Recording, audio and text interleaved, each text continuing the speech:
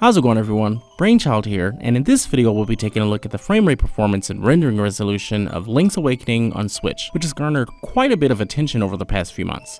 Unfortunately, due to preview restrictions, the footage we're able to show for this analysis will be limited, but hopefully there's enough information here to answer all of your questions about the game's performance. And with that out of the way, let's get into it. Now, you may have heard from our previews that the frame rate dips in this game can be pretty drastic. While that might seem like an exaggeration, I can assure you that that's anything but. Let's take a look.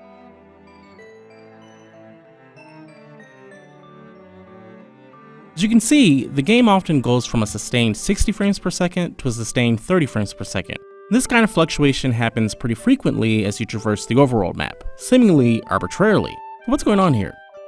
Well, for the most part, this seems to be a problem with how the game handles dynamic render target allocation. At any point where more data has to be accessed and loaded from storage into memory, the resolution for the render target appears to be reset, causing the game to effectively render at a higher resolution, and will often incur performance costs as a result, typically going from 60 frames per second to 30 frames per second. Usually these kinds of dramatic swings in frame rate where the performance is cut in half are due to certain VSync techniques, where the game is forced to run at 30 frames per second or thereabouts, even if the game is only slightly over the 16 millisecond latency requirement to achieve 60 frames per second. However, this doesn't appear to be solely a graphical load issue, but a memory resource allocation issue as well. While it's true that the game seems to have trouble keeping its target frame rate when rendered at native resolution, this is true regardless of what is actually being rendered on screen. Even in tiny indoor areas where stress on the GPU should be minimal even at higher resolutions, the moment new data is loaded, the resolution increases and the frame rate dips. Based on what we've been able to observe, it would seem as though the game's memory management is not properly optimized to simultaneously handle loading new data while retaining the render target's resolution as determined by the dynamic resolution scaler, which then presumably causes the GPU to stall due to the memory bottleneck, which then results in hitches in the frame rate. These hitches in frame rate are then exacerbated by VSync, and the game is forced to run all the way down to 30 frames per second, which then causes the dynamic resolution scaler to reduce the resolution in an attempt to recover the frame rate. However, as long as the memory's resources are tied up with loading, the scaler will be unable to recover the frame rate back to its target, no matter how low the resolution is. This is especially evident during loading screens where frame rate fluctuations will persist so long as data is being loaded into memory. In light of these findings, we do not believe that the increased resolution that occurs when new data is loaded is necessarily the cause of the frame rate dips, but that memory bandwidth and allocation problems are the culprit in many of these cases, with the dynamic resolution scaler's role in all of this being one that attempts to mitigate the game's frame rate problems by modifying the size of the render target, which helps to free up resources. I'd say, all things considered, the dynamic resolution does a pretty good job of smoothing out the frame rate once it settles on a resolution that's low enough to maintain 60 frames per second.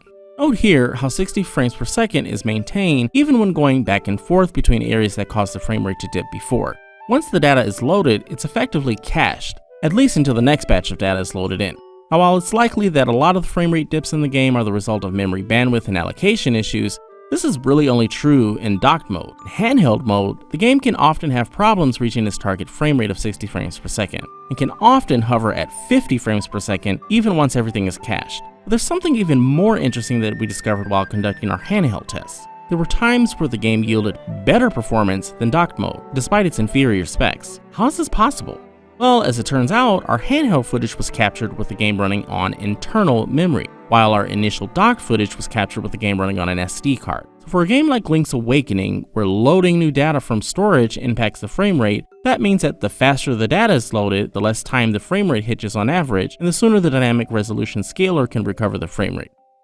So with these newfound insights, we decided to test the game when docked on internal memory. And sure enough, we saw an improvement to the game's performance on average when data needed to be streamed. In fact, there were even times when performance effectively doubled, and the game maintained 60 frames per second instead of dipping to 30 frames per second when traversing new regions. So this is a pretty significant performance delta, even though on average you will still experience dips in the same places as you would when playing the game installed on an SD card. Now, before you go canceling your physical copy pre-orders, there is something you should take into consideration.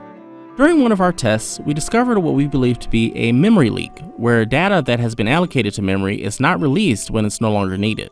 In the case of Link's Awakening, if you repeatedly go from the overworld to indoors back to back several times, some of the previously allocated data appears to leak, which has a significant performance cost in a game where the frame rate can dip due to loading problems. Unfortunately, while it was possible for us to discover the cause of the memory leak in this case, that is not possible in every case. We don't know how widespread the issue is, only that in this case it is reproducible and always results in a dip to 40 frames per second here. Given the uncertainty of the pervasiveness of the potential memory leaks in this game, a certain level of performance, regardless of whether your game is installed on internal memory, a cart, or an SD card, cannot be guaranteed. Having said that, aside from a few isolated cases, the game's performance on internal storage still appears to be much better than the game's performance on SD cards, on average. And we've tested the game on multiple SD cards in multiple switches in order to confirm these findings. Load times before caching are also notably improved on internal storage. If I had to take a guess, I'd say the game's loading was optimized for internal memory since that storage option has consistent speeds between all Switch units, unlike SD cards. So our recommendation, if you don't mind the game taking up over 5 GB of your precious internal memory, you should definitely get the digital version of this game and install it to internal memory. The experience will be a lot smoother overall and far less jarring. There will still be dips, but they'll tend to feel more like hitches than signs that your Switch might be dying. Now before we go, I'd like to go over our pixel counting results for the game. Now typically when we do these kind of analyses, we just provide you with the hard numbers for the resolution sampled. But I thought we'd try something a bit different this time and show you exactly how we count pixels to determine a game's internal rendering resolution. To start, you'll need 3 tools: a mechanism by which you can take screenshots with as little compression or losslessly as possible, a program that allows you to establish a sample size at the pixel level, and some good old-fashioned math to work out the extrapolated resolution from your sample. For us, those tools are a high-quality capture card, MS Paint, and a basic calculator. Once you have your tools, you want to look for preferably long, straight, sharp, jagged lines juxtaposed on a background with high contrast. Those details might seem overly specific, but they're important to keep in mind because you'll essentially need to count how many stair steps you see in a given sample area, and it's much easier to do that when you can establish clear boundaries for each step, and when there are enough steps counted to be statistically accurate and significant. Once you've identified a straight, jagged line, you want to delineate your sample area. If you're trying to find the vertical resolution, you need to count the stair steps of a slanted horizontal line. If you want to figure out the horizontal resolution, you'll need to count the stair steps on the slanted vertical line. The reason for this requirement is that your sample steps actually need to move along the dimension of the resolution that you're trying to determine, going from one end of the sample area to the other. To establish your sample area, you first need to make sure that your sample margin is at pixel length. Next, draw your sample margin from an edge of a clean step and stretch the margin along the desired dimension from which you wish to extrapolate its resolution until it reaches 30 pixels, which is the current standard for pixel sample margins thanks to the fact that it's cleanly divisible by the typical number of steps generated in your average sub-native game. After you've made your sample margin, it's typically a good idea to make another margin perpendicular to the sample margin that denotes an out-of-bounds zone where the sample area ends. While it's perfectly possible to reference the sample margin alone in order to determine where the sample area ends, it becomes increasingly difficult to visually align each new step with the sample margin, as each step travels farther away from the margin since the succession of each step is diagonal. So the out-of-bounds margin is simply a visual aid to let you know when to stop counting steps. Once you've successfully counted the number of stair steps in your sample area, you simply take that number and divide it by the number of pixels in your sample margin, which is 30 in this case. Then, take that answer and multiply it by the output display dimension that your sample margin aligns with, in this case, 1920. Now ideally, you'd want to sample along both the vertical and horizontal dimensions to get an accurate representation of the internal resolution. But that isn't always possible since not every gameplay scenario is going to give you perfectly straight, long, crisp, jagged lines. This is especially true in Link's Awakening, where most of the assets are impressively but also annoyingly round, making it very difficult to find good spots where we can sample in order to determine the game's dynamic resolutions, especially without the ability to fully manipulate the camera.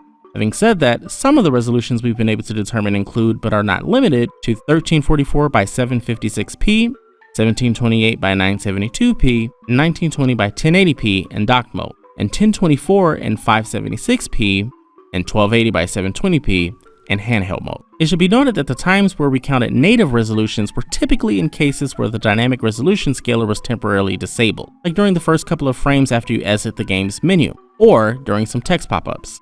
Due to the game's aforementioned performance problems, however, we will not be reporting an average resolution for docked and handheld mode. Such a number is effectively meaningless when the resolution is so inconsistent and sparse to sample. Overall, Link's Awakening's performance leaves a lot to be desired, and we hope that some of these issues raised in this video will be addressed in a future patch, as a lot of it seems to be memory management related. The graphics, on the other hand, are some of the best that the Switch has seen to date, and we will be highlighting many of its features such as lighting, material rendering, global illumination, ambient occlusion, and much more in a future video, so keep your eyes peeled for that.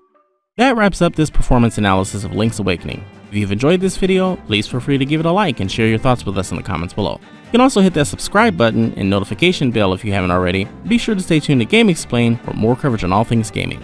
Cheers!